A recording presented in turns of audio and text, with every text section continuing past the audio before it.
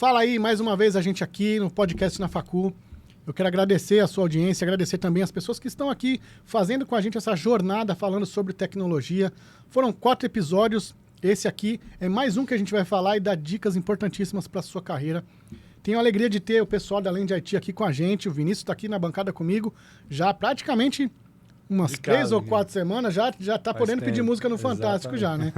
Então assim, eu fico muito feliz e antes da gente começar, a gente vai falar hoje sobre startup, a gente vai falar sobre liderança e a gente vai falar sobre um segmento que a gente quase não fala aqui, que é sobre energia renovável, como existe mercado para isso, como que a gente tem oportunidades nesse mercado, principalmente para você que é de tecnologia. A gente vai dar uma drivada nesse cenário aqui para você entender quais chances tem nesse segmento, tá bom? Curte o canal, compartilha, ativa o sininho, porque a gente entende que se isso pode ser bom para você, com certeza é bom para mais pessoas. Agora eu quero que vocês vejam aqui um pouquinho dos nossos convidados. Aqui a gente tem o Vinícius, que já está aqui com a gente nesses episódios, já é de casa, não preciso nem apresentar mais. Tá contigo, Vini. Obrigado de novo aí pelo convite. Valeu. E hoje, Cauê, Chief Technology Officer, né? É isso aí. Quem é o Cauê? O que ele faz, né? Diga pra mim. O que come, onde vive. Exato. Vai lá, fala um pouquinho de você, cara. Bom, gente, Vini, obrigado pelo convite. Eric, obrigado também pelo convite. Eu. Fico muito feliz de estar aqui compartilhando um pouco da história, da jornada. Acho que é muito legal. Cara, pergunta difícil, né? Falar da gente mesmo. Quem é o Cauê e tudo mais. Mas eu sou o Cauê, tenho 37 anos. Sou hoje o CTO da Nuve Energia, então lidero toda a área de tecnologia da Nuve Energia, tecnologia, inteligência artificial, todo o fluxo de data analytics. Então, toda essa área tecnológica é da minha diretoria, é junto comigo. E, pessoalmente, eu sou pai de 2 crianças lindas, da Liz e do Theo, que eu tenho orgulho e amo de paixão. E desde sempre, desde muito novo, a tecnologia flui para mim muito simples, de uma forma muito natural. Então, escolher a área de tecnologia para mim foi algo assim simples, como beber água, como andar. Então, legal, desde sempre tive muita facilidade com tecnologia e sempre me identifiquei muito com a tecnologia, desde a época dos videogames, alguns dispositivos eletrônicos que ninguém gostava, eu já gostava de mexer. Então, isso ajudou e facilitou muito a jornada ao longo de todo o tempo. Que legal. Muito bom. Você foi um cara estudioso? É um cara estudioso, cara? Eu nunca fui estudioso. Nunca? Nunca fui estudioso. Agora Curioso, não mais, então, né? Eu Aí, me identifiquei, tá vendo? Nunca fui estudioso. Se falar que fui estudioso é mentira, mas eu sempre fui muito inquieto. E aí, quando fala de estudioso, tem aquela lá, quando você tirou de matemática, quando você tirou de português, cara, era muito ruim. Sempre na trave ali. Era na trave. Eu precisava de quanto para passar? Era 5. 6, eu já 6. Não respondia nem a próxima. Então, eu nunca fui um cara, sim, estudioso, mas eu sempre fui uma pessoa muito inquieta e sempre fui muito curioso. Então, o assunto que eu gostava, que eu me identificava, eu era muito bom. Então, nas aulas de português, por exemplo, eu ia muito mal. Eu tirava o básico do básico. Já, por exemplo, em matemática, que é onde eu me identificava mais, eu tirava 12. Valia 10, tirava 12. Então, assim, eu sempre tive esse ponto que, ao longo do tempo, eu tive que ir adaptando também, né? Porque não dava para você tirar 12 em matemática, 4 em português. Falando, dá para compensar ali, fazer uma média? Sim. Então, ao longo do tempo, eu tive que ir adaptando. Mas eu nunca fui uma pessoa estudiosa, não. Eu sempre fui muito inquieto. Mas eu sempre gostei, eu sempre fui curioso. Então, a tecnologia para mim era natural porque era o que eu gostava. Então, era curioso. Então, eu gostava de olhar, gostava de entender, gostava de desenvolver, gostava de criar os primeiros itens lá naqueles computadores antigos e tudo mais. Então, para mim, aquilo era muito fácil, era muito natural. Mas estudar as matérias da escola, não. Quando chegou na faculdade e as matérias mais técnicas, aí mudou a chavinha. Porque aí eu virei um CDF, porque eu me identifiquei. Então, aquilo, tipo, na escola eu era uma pessoa muito preguiçosa, muito ruim com algumas matérias. Na faculdade, nos primeiros cursinhos técnicos e tudo mais que a gente começa a fazer na adolescência, aí virou uma chave, assim, exponencial, porque eu gostava. Então, mas será era que o não estava melhor. associado com você estudar aquilo que você ia bem, se dedicava porque era um tema que você queria? Porque na escola tradicional você tem que estudar de tudo. De tudo. Mas eu acho que é exatamente isso, Eric. Tipo, é algo que eu gostava. Então, assim, eu olhava aquilo e, para mim, era muito motivador. Eu aprender, co-criar com algumas coisas. E as matérias convencionais eu não me identificava. Então, o que eu gostava, eu era sempre fui muito bom nessas verticais. E você falou que foi muito curioso, né? Sim. Eu vi um estudo de que crianças mais inteligentes são as mais curiosas. Sim. Não necessariamente a que estuda mais. Que estuda mais. Você acredita, cara? Isso é muito legal, né? Não, e isso quando a gente olha, pelo menos hoje com os meus filhos e tudo mais, o modelo de criação que nós tivemos lá atrás para os nossos filhos é isso. Porque se você percebe até a dinâmica da escola, a escola tenta deixar um pouquinho de curiosidade para fazer em casa, Exatamente. um pouquinho. Então, assim, também muda um pouco para que não fique aquela coisa maçante e tudo mais. Então, acho que tem total sentido. Eu não tinha visto essa matéria, mas olhando as crianças de hoje em dia faz muito sentido. Quanto mais curioso a pessoa é, mais ela vai desenvolvendo, porque aquilo fica legal, né? não fica aquela coisa maçante. Muito bom. Eu vi também estudos não tão profundos, mas falando da potência que você ganha também quando você é da turma do fundão. Isso sem dúvida. Porque o cara que está lá na frente, ele sabe como resolver. O cara que está na turma do fundão, às vezes ele não sabe, mas ele tem que se virar para ele conseguir o que ele precisa. Né? Então o cara tem relacionamento, faz um network diferente, consegue negociar melhor, entendeu? Mas isso tudo traz para a vida profissional.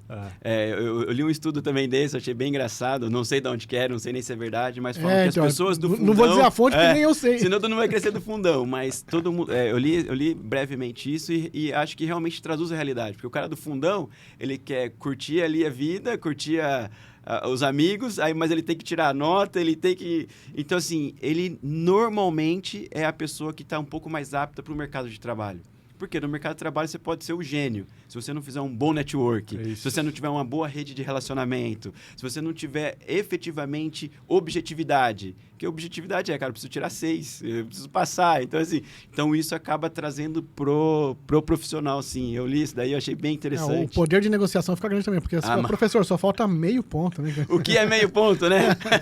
Já começa ali, né, cara? Legal. Explica pra gente um pouquinho como que é esse mundo aí da Nuvem Energia, como que funciona? É tudo muito novo, né? Vender energia, cara. É tudo muito novo. A Nuvem, eu brinco que a gente está construindo um unicórnio. Então, assim, a Nuvem Energia, ela disponibiliza para todos os clientes que têm residência, que pagam energia, ela disponibiliza energia renovável, energia limpa, mais barata que a energia convencional. E o legal, na área de tecnologia, nós traduzimos toda a burocracia regulamentada que a área exige, né? que o governo exige, que é uma área regulamentada, em um app de 3 passos. Então, você tira uma foto da sua identidade, né, do seu documento, uma foto da sua conta, já vai te dar o plano e você começa a ter o desconto, usufruir a energia renovável e o desconto na próxima fatura. Cara, eu não sou desse meio, eu não conheço nada.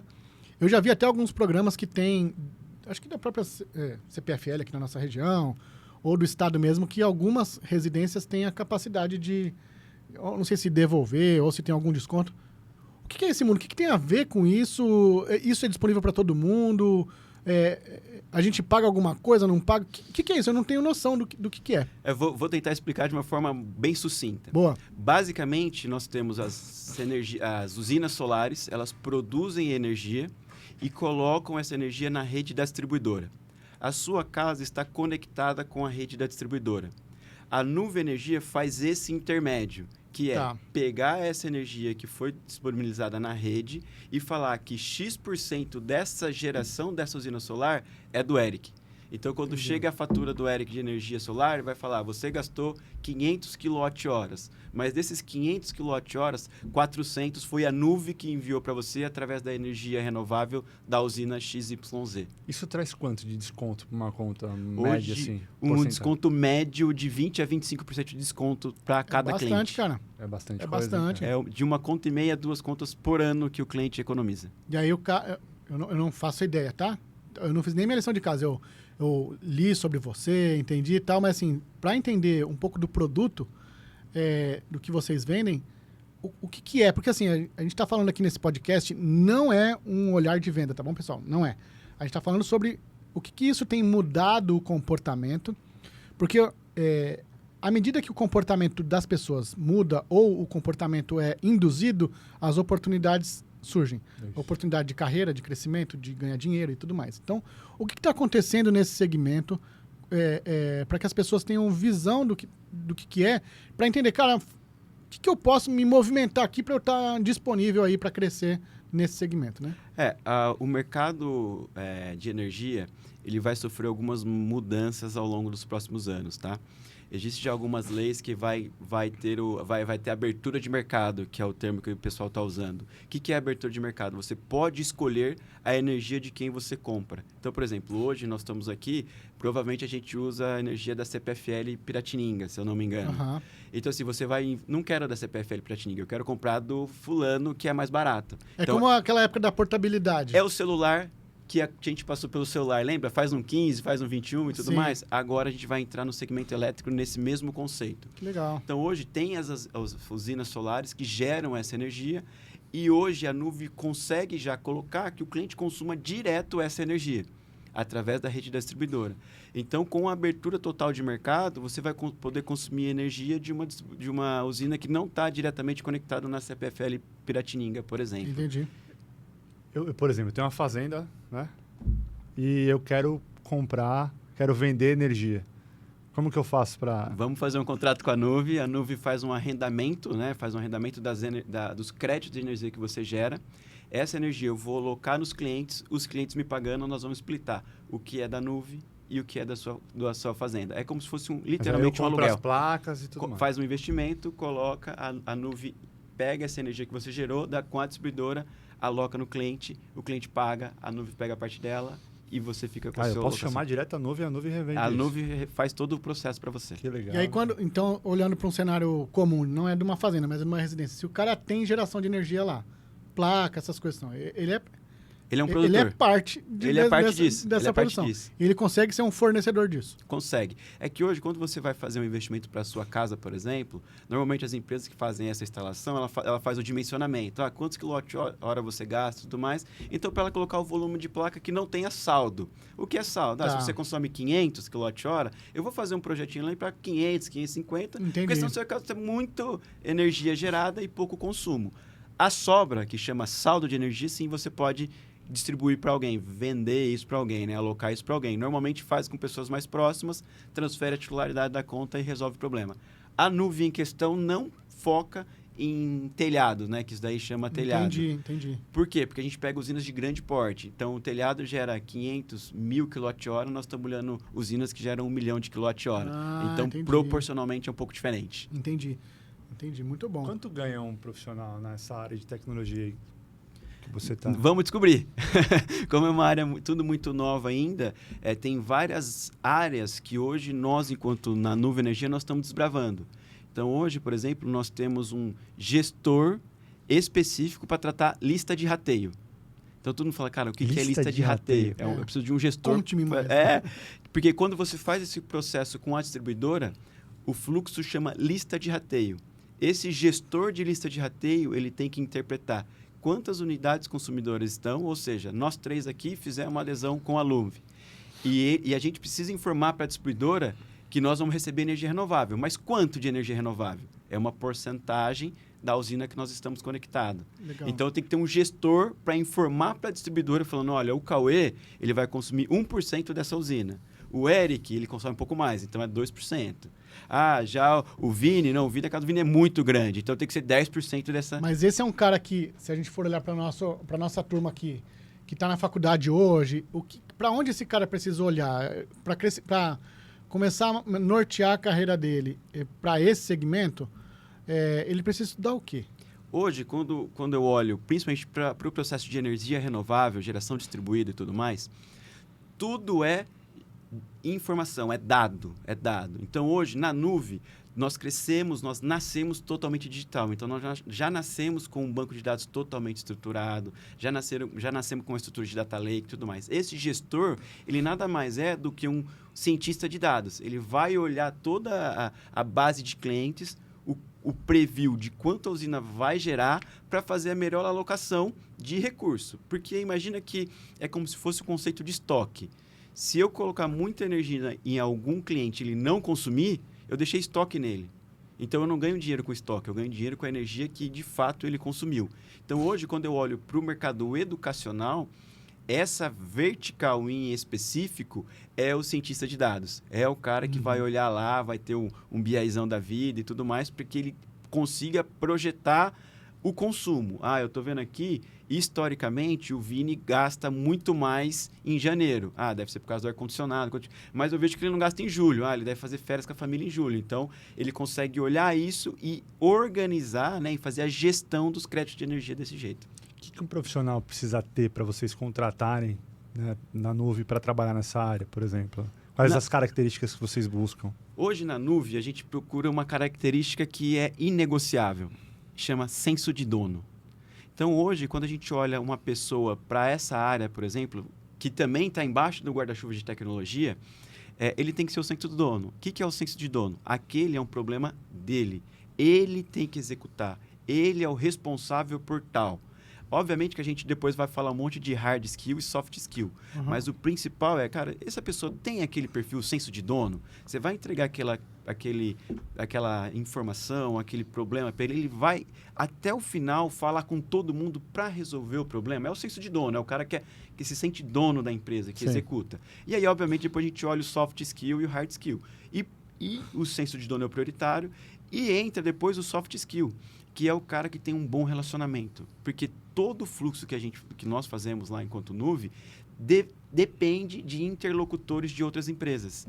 Então, se não for uma pessoa boa de relacionamento, não vai conseguir, muitas vezes, uma informação produtiva, não vai conseguir extrair o melhor do trabalho que ele fez. Então, é senso de dono e um bom relacional. E quando a gente fala de hard skill, é a pessoa manipular muito bem a informação.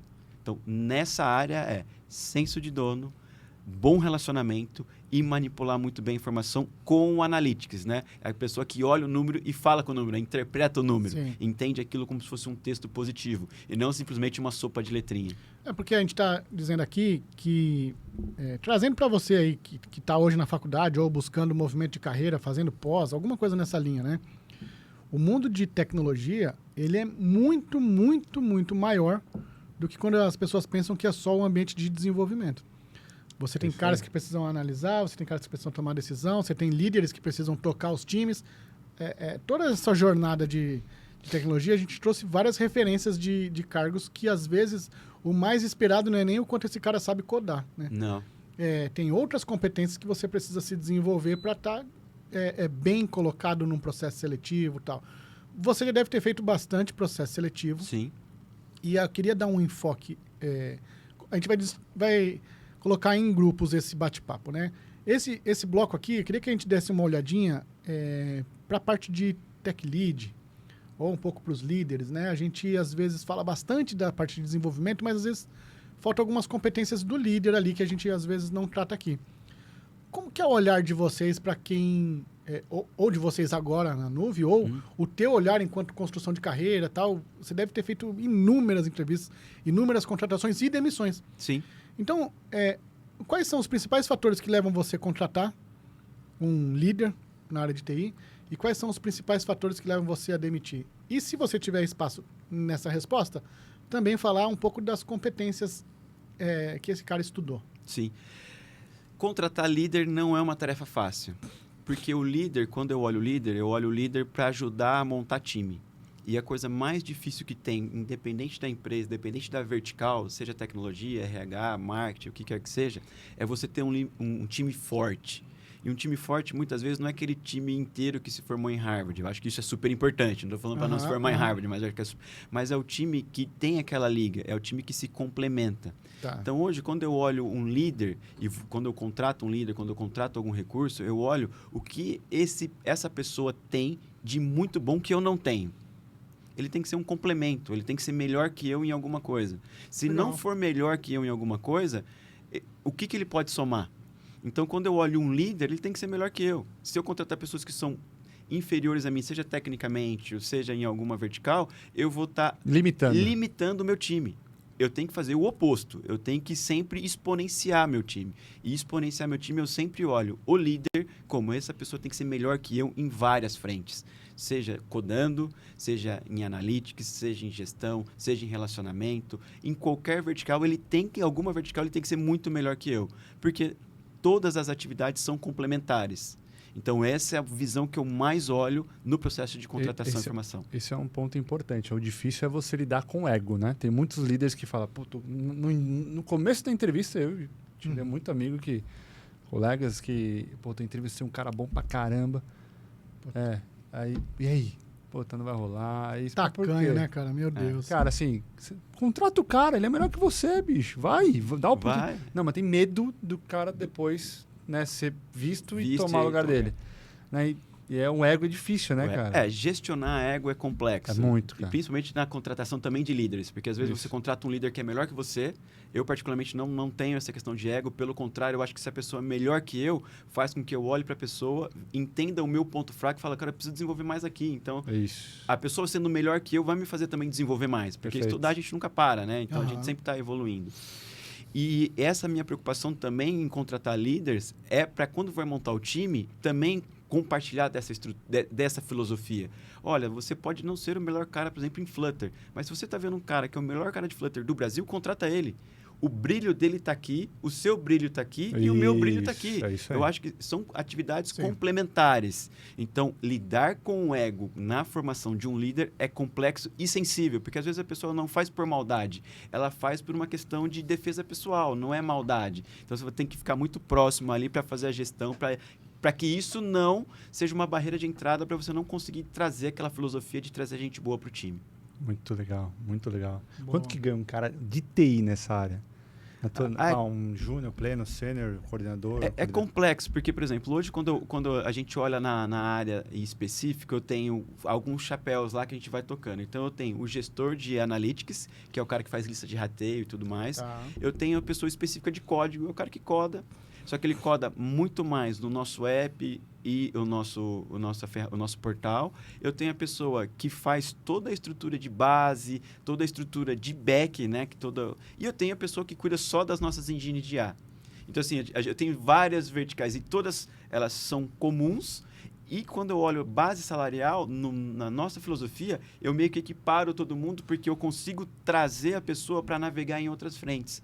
Porque a pessoa entende a área dela, o que ela faz e o que ela pode trazer para outra área. E o que ela pode fazer que impacta a outra área. Então, quando fala de faixa salarial, a gente equaliza tudo muito lá, justamente para que a gente consiga ter essa dinâmica e consiga, nas próximas etapas que a gente está evoluindo, trazer um líder que aí sim a gente começa a separar por grades e por carreira.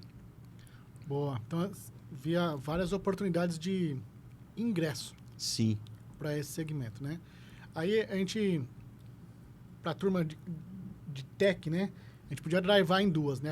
No outro episódio, a gente falou bastante de IA, né? De IA, bastante. Eu queria que a gente... Naturalmente, a gente vai falar bastante de IA, porque não tem como não falar de IA no ambiente que a gente vive, na era que a gente está vivendo. Falam da quarta onda, né? Não sei se você já viu esse estudo aí, a quarta onda. Mas eu queria, ainda dessa parte de tecnologia, de codar ou de linguagens... o que as pessoas estão usando ainda? Você acha que dá tempo ainda das pessoas irem conhecer, ir se desenvolver, ir fazer curso disso? Qual que é a tua visão para essa parte de desenvolvimento mesmo, de linguagens? Como que tá? Hoje, quando a gente olha, minha visão, quando eu olho um mercado tech, né, de desenvolvimento, ele acabou sendo muito massacrado com a entrada das inteligências artificiais. Hoje, você pega uma pessoa júnior que usa muito bem a IA, ela pode codar muito melhor que um cara sênior. Tá. E isso, muitas vezes, não é porque a capacidade dela técnica, não é isso. É que ela usa muito bem as ferramentas que a empresa fornece para ela. Então, quando a gente olha a camada de tecnologia e o processo de desenvolvimento, está muito mais ligado com quão curioso esse desenvolvedor quer ser. Entendi. O quão inquieto ele é. Porque hoje, por exemplo, vamos falar de Python. Python, até pouco tempo atrás, foi um super boom. Todo mundo queria Python. Pra mim ainda... É que agora já tem o Golang, essas coisas. Né? Mudou Python. Hoje, se a gente olhar o mercado, ele tem uma demanda de Python? Super. Mas se você olhar as mudanças, ele passou uma onda, agora ele está indo para uma outra onda. Então, a pessoa que sabe metodologia de desenvolvimento, ela vai estar à frente, muitas vezes, da pessoa que é especialista em uma linguagem só. É isso aí, perfeito. Então, assim, legal, né, cara? metodologia Pra de você lá também desenvolvimento. assim, né? A gente já percebeu exatamente isso, exatamente essa mudança. Porque o cara ele conhece mais da metodologia, ele sabe estruturar para entregar, para usar o que a IA entrega para ele. E não codar. Entendeu? É um baita diferencial. É um diferencial. E aí, quando você olha um profissional desse, por exemplo, ele ganha muito mais, não porque ele é especialista naquela linguagem, é porque a metodologia de desenvolvimento Isso dele, aí. a organização, a estrutura de código dele é muito boa. É um sistema que não dá bug. É aquele sistema que você olha assim, eu brinco lá, falo assim, cara, não tem um banheiro na sala no seu código não, né? Porque o cara dá um jeitinho lá na que vê, cara, o que é esse banheiro no meio da sala? Não, veja. Então é o cara que não tem isso, que estrutura muito bem. Aham. E a linguagem fica como um segundo plano. Por Entendi. que a linguagem fica para um segundo plano? Dependendo de cada aplicação, cada linguagem vai se adaptar melhor ou não. Então, vamos fazer uma solução para o banco. Cara, banco vai ser aquelas linguagens um pouco mais arcaicas, lá atrás e tudo mais. COBOL. E não vai. Putz, Mas Pascal. ainda tem. Em bancos COBOL ainda é tem. forte, É muito forte. Então, tipo, a gente fala, não vai usar, vai. Tem pessoas que são especialistas nisso. Mosca branca. Mosca branca, que ganham 100 mil reais por mês. Só que essa pessoa, muito provavelmente, não vai conseguir desenvolver um app em Flutter. Sim. Então, Sim. tem essas nuances dentro da área de desenvolvimento. É muito. Você falou de COBOL, eu tenho um colega meu que ele programava em C Sharp, Python. Ele recebeu uma proposta para ir para um grande banco para aprender COBOL. COBOL, Foi é isso. aprender COBOL. E o Nossa. banco Porque não pagou tem. uma bala para ele, porque não tem. Porque não tem. Exatamente Porque não isso. Então, assim, o que eu pude perceber é que, assim, o ambiente, ele é amplo. Você tem várias outras coisas que você precisa desenvolver na tua caixinha de ferramentas e que antes a pessoa falava assim, eu sou muito especialista nesta linguagem, isso já está perdendo um pouco de força. A pessoa pode ser especialista em qualquer uma, porque vai trazer uma visão do todo, mas o mais importante hoje é a pluralidade de você conseguir não só fazer, mas conseguir entender o cenário. É a metodologia. Eu acho que é a metodologia de desenvolvimento. E o outro, acho que ponto super importante, que acho que fica até como dica, é a tecnologia, ela é parte do produto.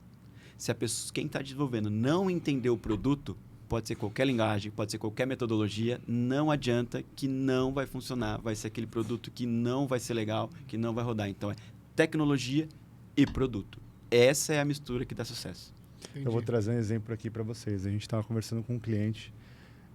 No primeiro bate-papo, ele trouxe falando que precisava desenvolver um e-commerce muito rápido. Né? E aí o time de tecnologia estava lá, entendendo.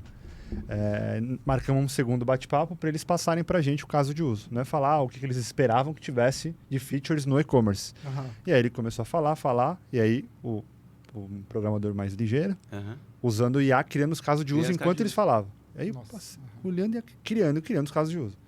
Legal, no final, a gente pode marcar a reunião para amanhã, porque amanhã a gente já quer mostrar o e-commerce para vocês já com o seu caso de uso. Não, mas peraí. Como assim? Como assim? Aham. No outro dia, não posso falar, uma baita brand que a gente vai subir, estava pronto. O e-commerce, obviamente não estava integrado com o back-end da empresa, né? Mas o MVPzinho já está 100% pronto. funcionando por causa da IA. E É um aí negócio... mas ela, o cara no abriu- code. Não, ele sobe todo o front-end, né? Tá. Com Figma, Beleza. desenhado, Aham. bonitinho. Desenhado. Só que em cima disso a gente conseguiu... A gente tem um outro produto dentro de casa que a gente consegue plugar no e-commerce. Seguindo todo o caso de uso que está desenhado no back. Que legal. Cara, assim, e aí a gente mostrou. Ele falou, cara, não acredito nisso, bicho. Em 2 dias, praticamente. E acelera demais.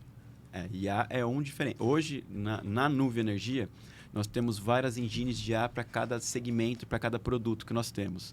E a gente lá tem uma filosofia. Precisamos contratar um novo recurso? Sim. A IA vai resolver? Vai. Vamos gastar mais alguns dias aqui que a gente vai resolver com IA e não vamos crescer pessoas. Quando a gente fala crescer pessoas, parece, nossa, não quer contratar ninguém. Não é isso. Eu prefiro contratar uma pessoa muito mais qualificada para uma área do que, às vezes, contratar um back-office que vai ficar só Ctrl-C, Ctrl-V. sim. Perfeito. Sim. perfeito. Então, eu demito esse cara na largada. Eu já crio um processo com o IA, já estruturo o IA, nosso time de engenharia de desenvolvimento já desenvolve essa estrutura, 2, 3 dias essa pessoa está demitida, que nem começou. Sim. E aí eu contrato uma pessoa muito mais capacitada, normalmente pessoas que estão estudando tecnologia e tudo mais, para administrar o processo, porque aí você entende o processo, entende a dinâmica e não fica só no Ctrl+C, Ctrl+V. Perfeito. Muito legal. Então, você vê como as coisas vão mudando, né?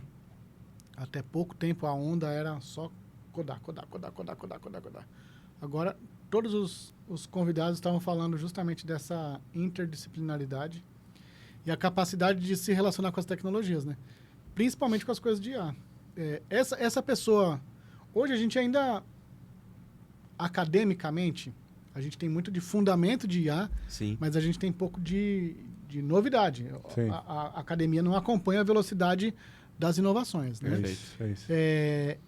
E vocês que estão no meio, quando a pessoa quer conhecer um pouco mais de IA, quer começar a mergulhar nesse ambiente, por onde que ela começa a buscar isso? Porque tem gente que pode confundir, eu sei muito de IA porque ele sabe usar uma ferramenta, mas tem gente que quer construir IA, tem gente que quer construir um bot, tem gente que quer construir uma generativa. Qual que é o caminho que vocês acham que pode fazer sentido para quem está começando? Quando eu olho a área de inteligência artificial, eu vejo num futuro muito próximo verticais também dentro de IA. Você vai ter o superusuário que vai usar determinada ferramenta, por exemplo, como o ChatGPT, como ninguém. É o famoso engenheiro de prompt, que está todo mundo falando e tudo mais, já tem até treinamento para isso. É o cara que sabe exatamente o que pedir, como pedir, vai escrever super bem, vai entender os comandos. Então, esse cara vai ser um engenheiro de prompt. Vai ter a pessoa que vai fazer todo o meio de campo, que é ligar essa engine com IA com algum outro produto para que você automatize algum processo, e você vai ter o cara que é o hard code aí, que é o cara especialista que vai realmente criar o processo. Mas essas duas primeiras áreas eu acho que vai ser o mais quente nos próximos anos. Concordo. Porque é o que está muito mais acessível para todo mundo. Hoje, apesar de a gente falar que a IA é legal para caramba e tudo mais, mas tem poucas pessoas fora de tecnologia que acessam. Então, se você olhar, a área jurídica tem um caminhão de oportunidade e é pouco explorado. Você olha a área da saúde, tem um caminhão de oportunidade e é pouco explorado. A área de medicamentos tem um caminhão de oportunidade e é pouco explorado. Então, ainda existe esse mecanismo que eu acho que essa galera de engenharia de prompt vai ter um boom.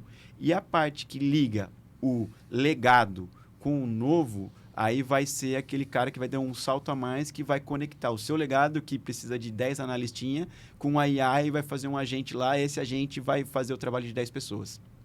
Essas duas verticais vão ser muito... vai ser o boom, acho que vai ser o boom. E já começa, quando você olha o mercado, já começa algumas situações, inclusive de vagas, que o pessoal me pergunta e tudo mais. Cara, estão pedindo aqui experiência em ChatGPT. Eu falo, cara, mas essa experiência no ChatGPT não é você digitar no prompt, é você saber usar o token. Você sabe usar o token, conectar... Puta, não sei. Então, cara, é isso que eles estão pedindo. É exatamente isso, porque às vezes... a Diferencial. gente pode confundir, porque às vezes você fala assim, eu quero criar um bot para resolver tal coisa, eu preciso que ele faça determinada coisa. É como você faz a conexão do ChatGPT, não necessariamente aquela parte do engenheiro de prompt. Exatamente. São os casos de uso. São os casos de uso, que aí são as duas primeiras verticais que eu acho que é o boom. Perfeito. A terceira vertical, que é o cara que é o hard code mesmo, que é o cara que vai criar a IA e tudo mais, aí eu acho que vai ser o nosso COBOL daqui 10 anos, que é o cara que só fez isso, o cara é muito bom nisso, mas ele sabe criar essa estrutura. Se você falar para ele usar a estrutura que ele criou melhor que o engenheiro de prompt, ele não vai conseguir.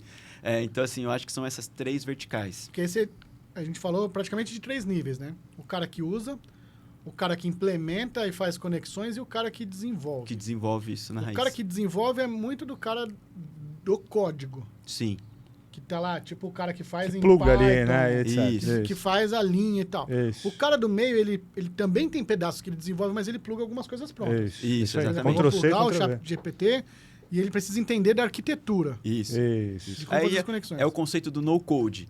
Ele não sabe codar, mas ele tem uma estrutura organizacional de métodos muito bem clara na cabeça. Então, ele sabe que se ele plugar aqui com aqui, no meio do caminho, você precisa desse conector. Ele procura o conector.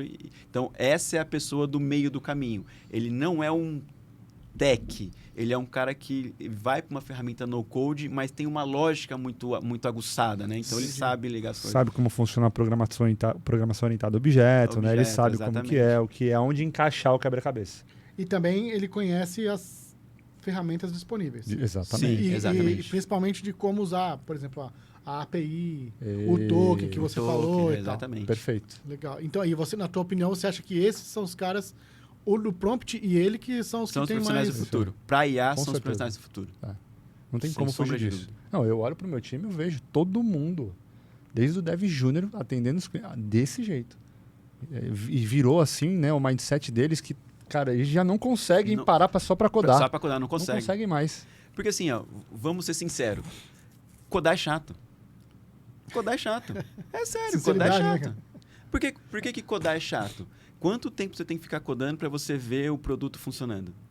Algumas centenas de horas. Depende do tamanho do produto. Com a inteligência artificial te ajudando, em alguns poucos minutos você já tem o seu teste, se você está indo para o caminho certo ou não. Porque o problema, às vezes, não está no produto. É o caminho que você está seguindo. É isso aí. Então, ó, vou seguir por esse caminho. A inteligência artificial já vai te levando. Você fala, lá na frente, acho que vou ter um enrosquinho que eu vou ter que seguir Nossa, aqui. cara, queria muito que tivesse isso quando a gente construiu do KeePay, cara. Cara, Ó, o primeiro desenho dela lá deu 400 páginas de especificação funcional pra primeira parte, cara. Não ia ter nada disso. demorou quantas horas? Quantos anos? 2 anos. Isso daí hoje, 7 meses. Olha que 6 delícia. meses. Quantos cabelo branco a menos? É. Já paguei até implante de cabelo, cara. Não precisaria nada disso. Gastei pra desenvolver e pra colocar cabelo. Mas é cara. isso mesmo. Você encurta muito e, às vezes, você consegue ver algum problema muito antes. Antes. E, às vezes, não é um problema grave de bug. É algum problema, às vezes, de arquitetura. Fala, cara, nós estamos desenhando desse jeito, o produto vai funcionar assim. Quando você começa a olhar a forma dele, você fala, não vai funcionar assim. A gente vai ter que fazer algum ajuste já.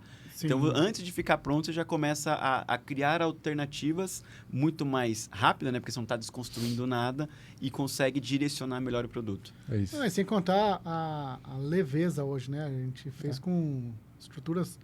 Acabou que a nossa estrutura inicial de EducPay, ela começou com gente de startup, que não era de startup, de fato, de origem. Já eram pessoas mais velhas, que não tinham muito bem o conceito. E a gente não tinha no time alguém que fosse profundo de TI. Eram as pessoas mais levadas para o negócio. Precisamos de times de TI. E aí a gente fez uma arquitetura que hoje, acho que hoje as pessoas não construiriam mais por essa arquitetura complexa. Já tem coisas muito mais leves, né? Mais leves, é. Muito mais rápidas e fáceis de você mudar alguma coisa, né? Não que seja ruim, você tem um valor, aquela estrutura, Sim, tal, sim, beleza, sim, tem um valor. sim. Mas hoje tem muita seria coisa mais pronta, rápido. né? Tem muita coisa muita pronta. coisa Hoje, pronta. além de ser mais leve, no final do dia ela acaba sendo mais barata. Exato. Muito mais Exato. barato. Então, quando você olha uma estrutura de cloud hoje, você sobe uma aplicação com, sei lá, $1.000, você sobe uma aplicação e ela está rodando. Com serviço. Você não tem que subir mais aquele servidor, com tudo mais. Exatamente. Então, assim, com microserviços, só pagando por uso, né? Que é o conceito do cloud. Então, você sobe rápido e barato e leve. E, assim... O conceito, quando está construindo uma empresa, uma história nova, e você deu um exemplo legal, você constrói e desconstrói muito rápido.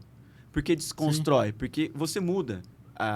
O mercado ele é muito dinâmico. Você precisa mudar por determinadas questões, seja de posicionamento de marca, seja de... Cara, o meu cliente não entendeu a minha filosofia, eu vou ter que mudar. Então, isso ajuda também no contexto. Você consegue pivotar muito rápido. Mas isso aí, o ruim é que às vezes você se apega ao tanto que você já investiu naquele formato e como você fez uma estrutura parruda, você demora para você mudar, porque você...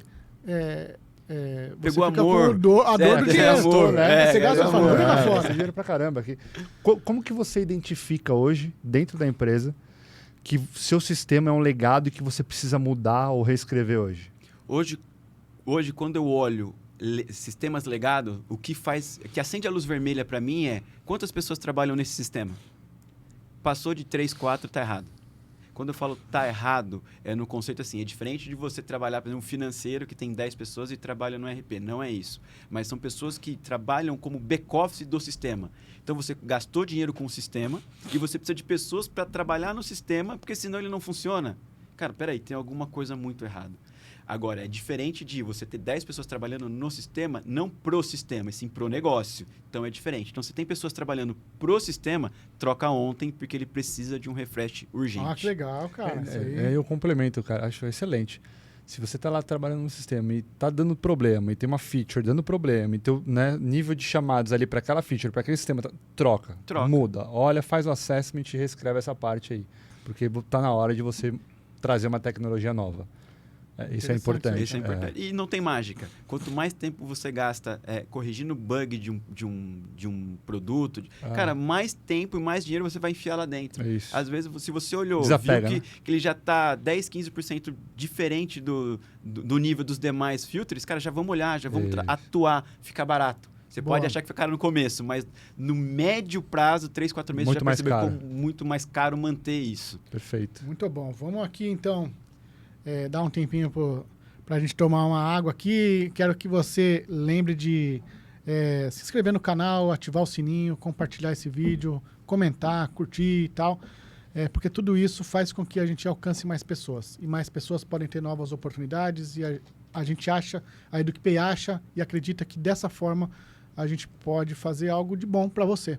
E para que você consiga acessar todo esse conteúdo de forma gratuita, a gente tem alguns parceiros aqui. Eu vou lembrar aqui da Faculdade Impacta, que está com a gente nessa jornada toda para te ajudar no desenvolvimento de carreira. Vou falar aqui da Factorial, que tem sistemas voltados para você, que principalmente você de tech que odeia usar aquelas coisas arcaicas. Pô, fala com seu tech lead aí, fala com seu time, fala com seu RH, fala assim, cara, vamos trocar o nosso sistema aqui de RH, porque geralmente é chato pra caramba, e o da Factorial não é. É fácil, é rápido, é no aplicativo. Eu tô pensando em mudar o nosso, Pô, cara. Cara, interessante. Eu te coloco de coisas. Eles são muito bons, são muito gente boa. É fácil de lidar. Cara, a gente já tá velho o suficiente pra gente escolher com quem que a gente quer caminhar, entendeu? E essa turma, eles são muito legais. Vou dar uma olhada. São muito bons. Inclusive, o pessoal do OnLearning, que tá aqui com a gente também, apostando em você, justamente aqui como um portal de conhecimento para você, um portal de oportunidades, e o OnLearning é um lugar onde você consegue entrar. Dá um Google aí. Você consegue acessar e escolher o que você quer estudar dentro do portal OnLearning, que tem fit com o teu momento de crescimento. Lá tem várias oportunidades para você que quer ser líder, para você que quer ser coordenador, para você que quer ser gerente, tech lead, tem várias oportunidades lá. Dá uma olhadinha. Então aqui... Vini, a gente tem aqui mais alguns minutos para a gente fechar, mas antes eu queria que a gente aproveitasse, assim, você está vivendo um ambiente de startup, o Vini já viveu esse cenário e já foi startup, já foi... Já foi dos dois ambientes, eu também já fui dos dois ambientes, então assim, a gente pode falar um pouquinho desse tema para ajudar quem está começando. Sim. E aí, Vini, puxa esse bloco então e faz qualquer pergunta que você achar que a gente precise saber, que a gente precisa passar de informação. Esse bloco legal, é teu. Legal. Aí, ó, já pode pedir música no Fantástico. O terceiro, quarto episódio aí é teu, é contigo. Legal. Cara, você também, né? Acho que já foi dos dois mundos, né? De lá e cá, já né? fui startup, aí fechei, vendi, voltei, fui pro corporativo, voltei pra startup agora de novo. Então Como que é essa mudança, esse mix de assim, cultura, né? Porque é bem diferente, né, cara? O mix cultural, ele é chocante. Ele é chocante. Na startup, você tem que ter uma envergadura para tratar com N situações e problemas muito maior que uma empresa muito mais estruturada. Eu falo que a Só tem BO, né? Não, tempo todo, se tirar o BO, acabou a empresa. Pois é. Então, assim, quando eu olho para startup é um MBA na prática. Startup é um MBA na prática, porque você, não, eu sou o CTO de uma startup, mas você está olhando financeiro, você está olhando marketing, você está olhando se está faturando, você está olhando... O startup é um MBA na prática. Quer fazer um MBA? Monta uma startup. Aí você vai sentir na pele o que é ser um empreendedor no Brasil. Obviamente tem muitos pontos positivos, mas é a capacidade de resolver muitos problemas simultâneos de áreas diferentes. Sim. É um MBA na prática. Legal. Como que, assim, que dicas você daria para a galera que pensa em sair do mundo corporativo ali, que tem uma ideia legal e quer abrir uma startup, quer seguir, quer fazer MBA, como você comentou? Acho que toda grande ideia para uma startup, ela só é válida com uma boa ação. Então, assim, você aí que tem uma boa ideia e acha que tem fit para criar uma startup, ação, vai executar, trabalha, executa ela. E, às vezes, não se preocupa com o perfeito. O grande ponto é a imperfeição é a parte mágica da startup. Por que ela é a parte mágica? Por que imperfeição? É o seu MVP. Seu MVP meu produto tem que fazer isso, isso e isso. Ele está pronto? Então você tem um MVP funcional. Pode ir para a rua, vai captar usuários e não clientes. Por quê? O cliente, você trata ele diferente. Traz ele como cliente, obviamente, e trata ele como seu usuário. Cara, o que eu preciso fazer aqui? Me dá uma dica aqui de como eu faço. E aí sim, o seu MVP vira uma estrutura muito mais robusta de uma startup mais consolidada. Por quê? Normalmente a sua ideia, você tem muitas nuances que você acha que faz muito sentido, mas quando você coloca o seu produto na rua, quem usa totalmente diferente. Então é importante ter um MVP bem claro e depois o seu cliente, que tem que ser o seu usuário, te dá essa dica, você tem que pegar esse insight e você habilitando essas features para os seus clientes diariamente, semanalmente, depende do seu tipo de roadmap. Uma vez um cara falou para mim uma coisa. Começa pequenininho, faz um teste. Esse cara se chama Eric, do QPay. Se você quiser começar... Faz pequenininho, não tenta fazer gigante. Eu isso. lembro disso, cara. Falou isso. E faz todo sentido, cara. É isso. Né, Eric? Você erra logo, você corrige logo, Corrige você logo. gasta pouco. Você gasta E pouco. eu só fui descobrir essas coisas depois, entendeu? Depois que já levou... Na verdade, assim, até como conselho, cara, se você quiser iniciar uma startup, vai olhar o conceito da startup. Sim.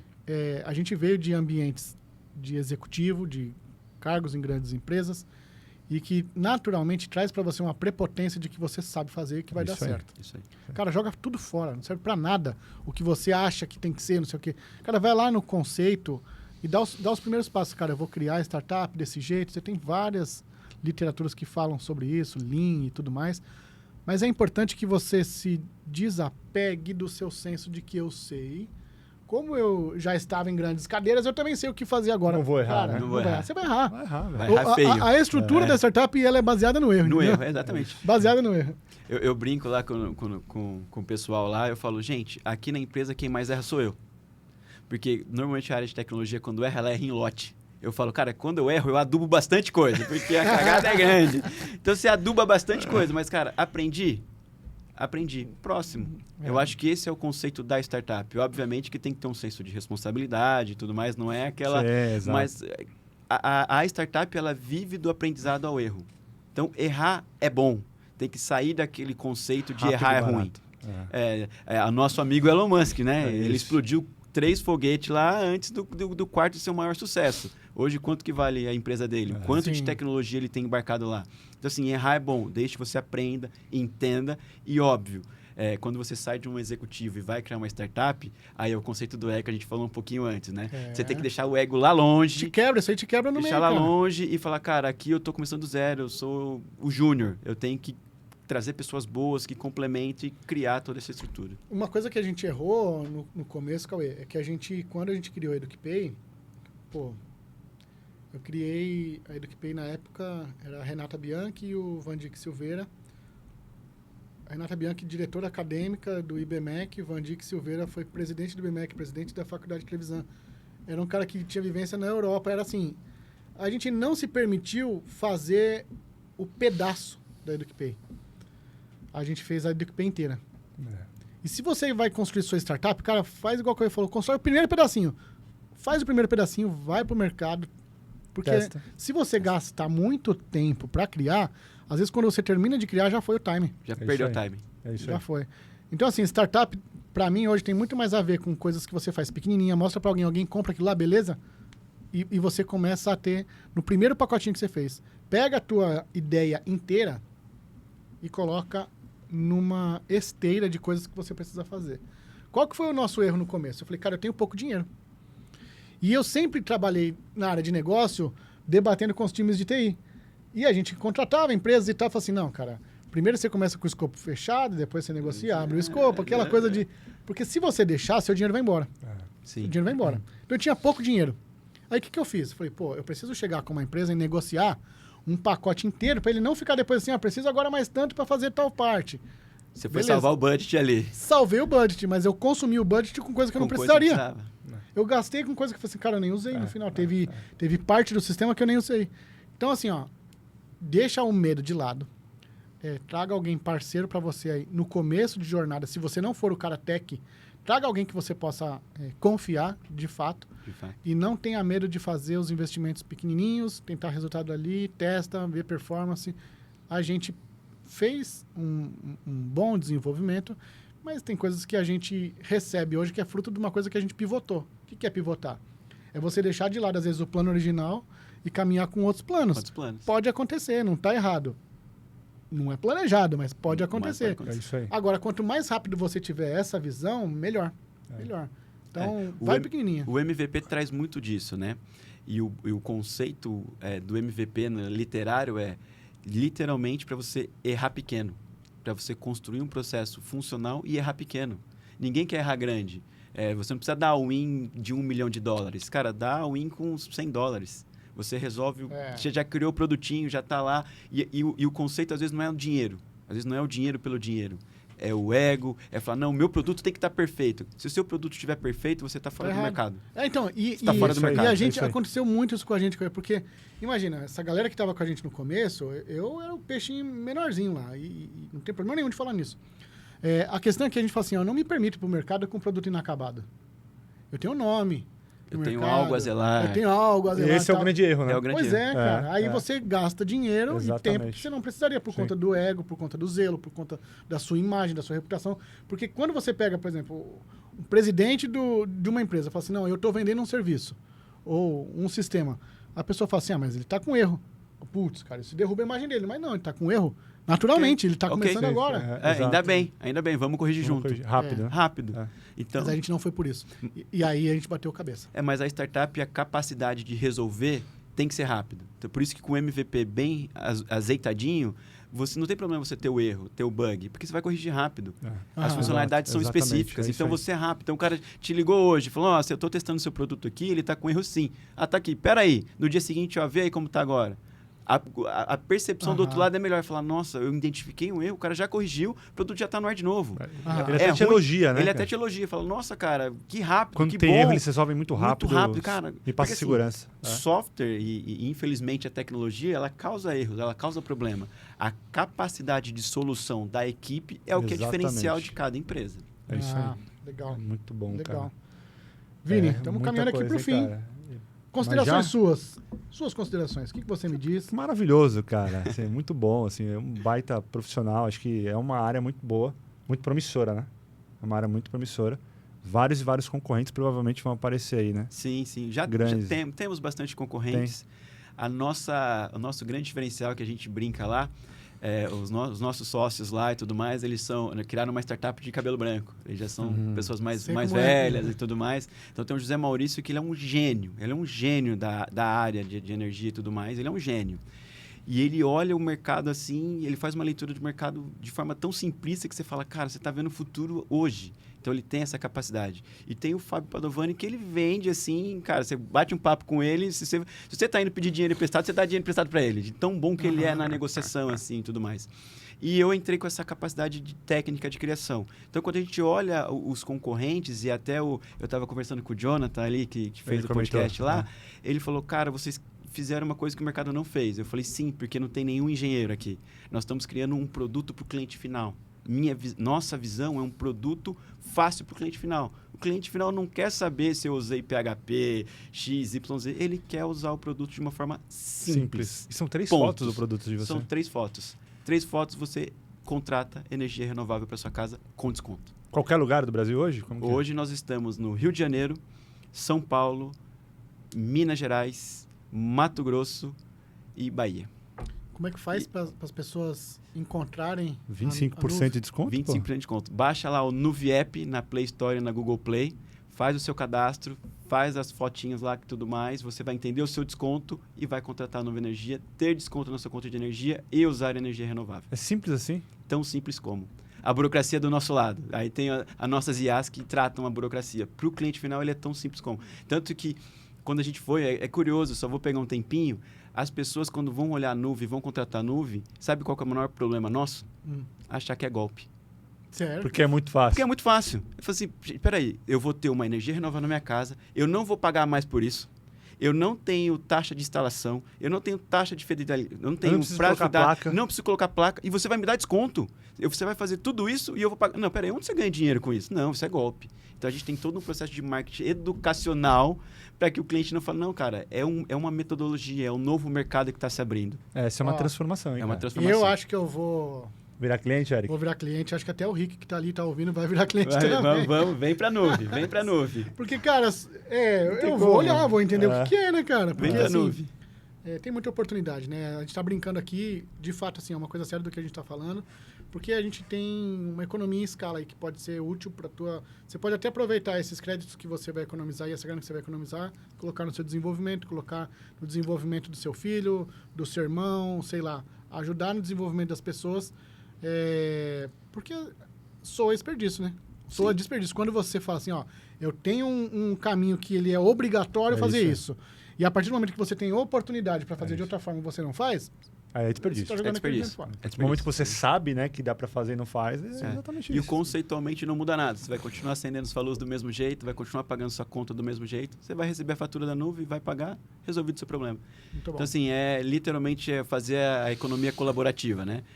Economizou no mesmo conceito, usa para desenvolvimento pessoal, usa para investir, cria Sim. sua carteira de investimento, investe em bons cursos que nós temos. Então, acho que isso é super importante, não só para o novo mercado de energia, mas sim para a população, para fazer essa economia girar de uma forma diferente. Muito bom, muito bom. Quer tocar? Isso aí. Deixa uma consideração final pra galera, uma mensagem ali, né, Eric? É isso aí. Eu acho que você que está começando aí, saindo da faculdade, nesse momento, acho que geram muitas dúvidas aí quando a gente fala de startup, IA e tudo mais.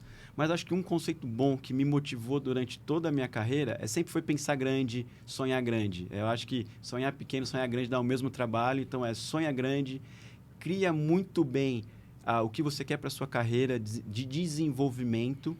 E, obviamente, não olhe empresas como salário. Eu vou sair da empresa X para o salário da empresa Y. Olha onde você está hoje, o que você pode agregar para daqui 2, 3 anos. Então, não olha só o número, o montante financeiro, que é importante, sim, mas olha daqui 2, 3 anos. Às vezes, ficar um pouco mais numa empresa que você adquire muito mais conhecimento vai te dar uma alavancagem muito maior daqui 3 anos. Então, pensa grande, olha, coloca a ideia na prática e vai para cima. Pô, Muito que bom. legal. Muito bom. Muito bom. Quero agradecer a tua audiência que está aqui com a gente nessa jornada toda. Quero agradecer especialmente aqui ao Cauê, que deu um banho aqui, deu um... Obrigado. Deu um, sei lá, um... Deu desconto. Deu... assim, além de aprender, ainda vou economizar. Devia ter trazido ele antes. E agradecer a Landtech que está com a gente aqui, o grupo todo, né? A Land atua em diversas áreas. Eu quero agradecer a São 4 vocês empresas. pela parceria e dizer para vocês também acessarem o podcast, a Landcast. Pode fazer o jabá aí, Vini. Acessem lá, galera. É Landcast, né? A gente também entrevista, conversa com vários executivos de mercados, mercados também, né? A gente tem... ultimamente a gente vem conversando com o pessoal da Renault Brasil, vice-presidente da Renault, uma galera muito forte. Tá vindo agora o vice-presidente da Riachuelo, Ney Santos, o meu padrinho, eu sou apaixonado por esse cara. Vamos trazer ele aqui, inclusive. Que legal. Opa! Baita cara. pra trazer aqui, Convidadíssimo. Convidadíssimo. enfim, entre aí, galera, vocês vão gostar bastante. O nosso querido Cauê esteve lá também, tá bom? Muito bom. Foi um prazer de novo esse bate-papo.